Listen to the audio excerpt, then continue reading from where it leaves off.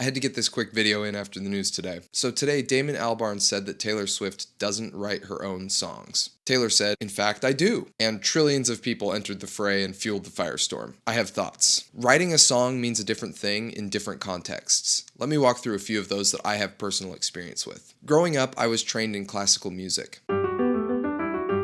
The composers that I admired all wrote down every single note that they wanted other musicians to play and then gave them to those musicians and would often conduct them.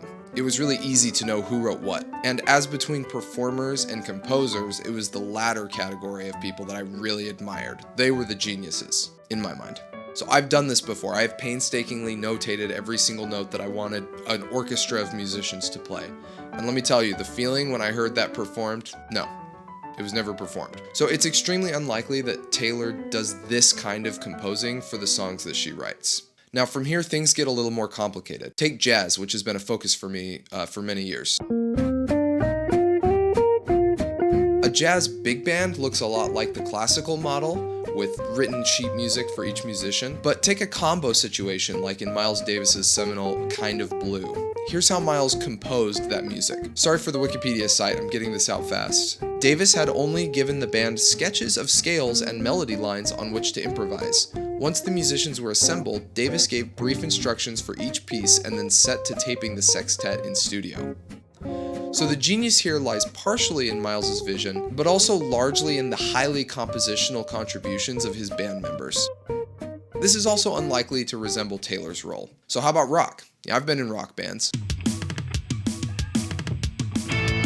I've written rock songs. What they usually consist of in my case was, it'd be a piece of paper that had lyrics on it with chords above it, and you would play and sing the melody for your bandmates and show them the structure of the song. Much more so than in typical jazz, the structure of the song is playing a central role. On the flip side, the individual contributions of the performers matters relatively less because they're playing in service of the song rather than taking solos, for instance. That said, there is a huge range of this in this kind of music, from your standard jam band stuff to really complex arrangements of bands like Yes or Radiohead. And the bandmates/collaborators can have a huge role in sort of shaping the vibe of the song. Now we're getting closer to Taylor's universe. It's very likely that when she writes her songs, she's writing out all the lyrics, writing the chords and the melody, and she's writing out the structure. So she has written the song. That definitely counts, especially in this context. But there's one more extremely important context, and it's by far the most opaque, that of modern produced music.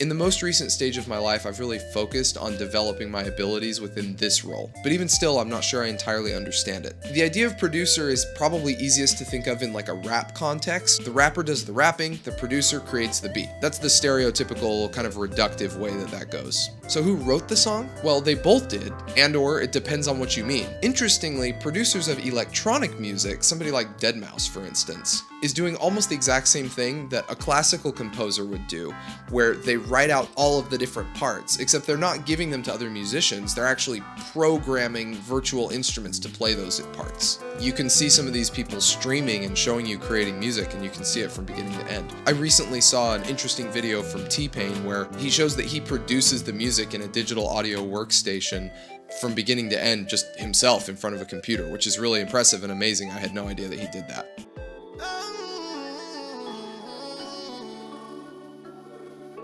Yes! Correct! No doubt about it. Where it gets complicated is when somebody writes a pop song with the lyrics and the chords and the melody, and then producers take that song and turn it into a polished radio-ready song. Here's the difference between the song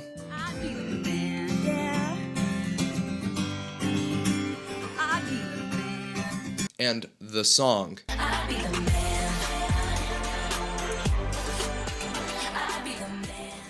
Here there is clearly genius in both roles. And on the production side, it wouldn't be unusual to have a separate producer, mixer, and masterer, which are all different points along the chain of producing a song. And each of those roles is exercising a different kind of creative control. The songwriter may indeed write the tune, but the producer sort of sculpts the sound. Both have composed the song, or it depends on what you mean. So if I had to guess, I don't think Taylor sits down in front of Ableton and tracks synths whose ADSR envelopes she tweaks. And if she does, well, dang.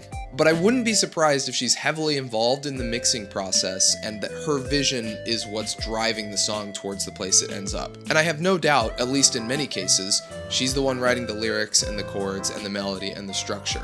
A huge part of the genius. I also suspect that this whole dust-up has at least something to do with where Damon Albarn is coming from. From what I know of him, I think he's a guy that doesn't just have songwriting chops, he also has this technical producing side. So he's the one actually tracking the synths in the DAW, similar to deadmau5 or T-Pain. And to him, Taylor might be standing in for the many, many pop musicians whose sort of musical straw is being spun into gold by these producers that are doing the heavy musical lifting. In this case, though, it seems that he picked the wrong target. Because, by all accounts, Taylor exercises a lot more creative control than he gives her credit for, and she obviously has an immense talent for songwriting. If you want to see an interesting example of some transparent producing, check out my latest video, where I mix a group of unrelated musicians who played individual parts on a YouTube duet chain.